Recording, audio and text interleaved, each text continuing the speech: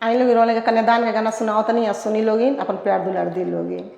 सुगावा ऐसन मम्मी पोसली हमें हो, मछली ऐसन पापा बेची दिहनी हो, पापा बेची दिहनी हो। काठ के कर जवापा पारौरो बारे हो, कैसे धियावते आगतानी हो, कैसे धियावते आगतानी हो, कैसे धियावा बिसारतानी हो।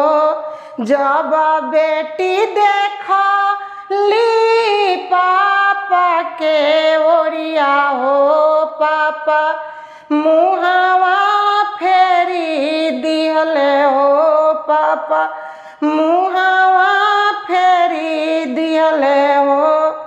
अब का तू देखलू बेटी हमरो ओरिया हो, खेतवा घर बेचवाई दिहलू हो, खेतवा घर बेचवाई दिहलू हो।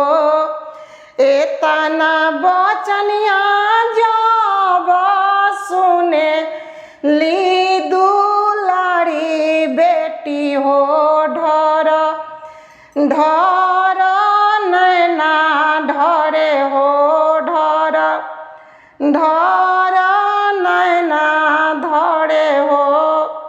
ऐसन बतिया पापा बेटी घर के लक्ष्मी हई हो, घर बेटी घर के लक्ष्मी हई हो।